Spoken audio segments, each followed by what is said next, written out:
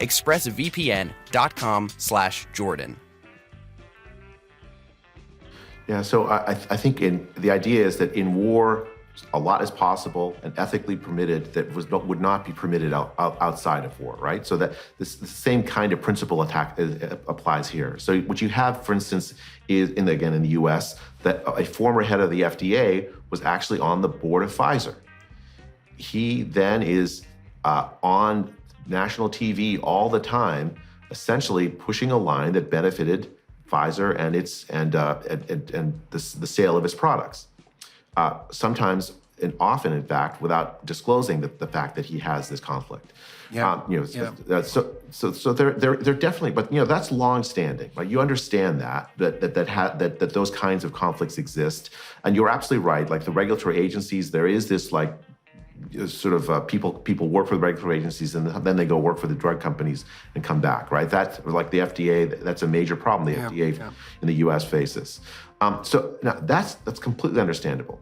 What has to happen is top policymakers, understand that dynamic and act against it.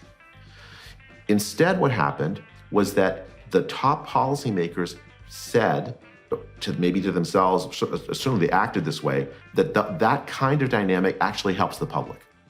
Because what they're doing is putting forward a product that's going to rescue us from the pandemic. Yeah, you have a product, this vaccine, and so it's okay. I mean, it's implicit, at least that's my interpretation of how people acted.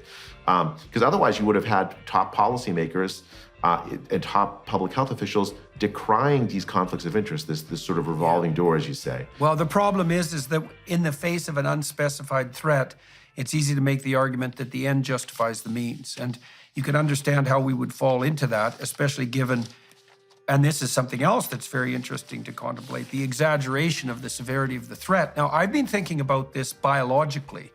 I did a lot of work on the extended immune system, the behavioral immune system. And so we have an immune system that operates within us to protect us from disease, but we have a behavioral immune system too. And both disgust and fear are part of that behavioral immune system. And what I mean by that is, well, we tend to be disgusted by such things as, let's say, rotting food.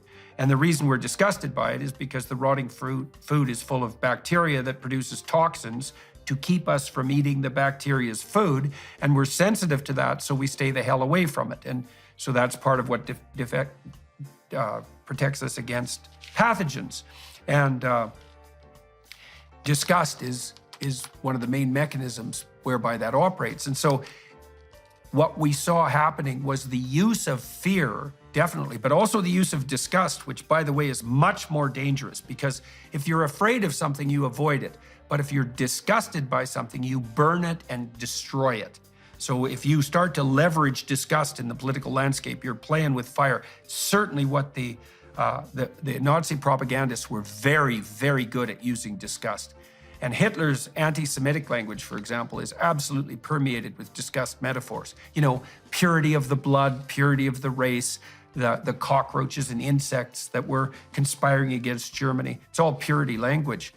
And so I kind of think that what happened from a biological perspective might be construed as an overreaction of the behavioral immune system, right? So, if you get COVID, you can have a cytokine storm, which is an immune system overreaction, and that can kill you. Not the virus, but the immune response. And in this situation, what happened was we faced an uncertain threat, and then we had, as you pointed out, a pre-prepared response to it that turned out to be far worse on virtually every front than the threat that it was purported to reduce. But that metaphor of a extended immune system overreaction depoliticizes it to some degree. We can think about that as more something like an existential threat, which is how do we regulate our responses to unknown threats so that the response itself doesn't become more pathological than the threat. I think we're facing the same thing on the climate catastrophe front at the moment, by the way. And, people can differ in their opinions about that, but certainly systemic overreaction is a constant potential catastrophe. And then we rush to imitate a totalitarian state too, which was extraordinarily interesting all across the West in a mad, panicked, herd-like response to, well, to what? That's now what we're learning. Yeah. I mean, I completely agree. I think it's actually quite insightful to point to disgust as a central driving factor in this pandemic, right? So, for instance, if anyone were to get COVID, the first thing you'd ask is, who gave it to you? Yeah, right. As if it's some sort of sin. It's Yeah. like it's treated not as a disease to be managed and a person who gets it to be cared for. Instead, it's a sin that you've committed. And as a result, and once you have it, everyone around you needs to be so far away from you that there's no chance of the contagion spreading to them. I mean, now it is true there are diseases that are quite deadly. You want to have quarantining. I mean, those are legitimate tools, but deployed at a society-wide level for extended periods of time essentially destroys the underpinnings of civil society. When we are in community with each other, we implicitly accept that there's some risk of your spreading some diseases to me. That's just normal part of how civilization works. It's a deal we've made with each other. Civilization tempers the inclination that we humans have toward disgust and transforms it into something where it's much more constructive. And you can absolutely have pathologies of societies where that disgust is allowed to spread and marginalize people. I come from Indian culture. The Indian society has struggled forever with this distinction of clean and unclean, with certain castes of people being.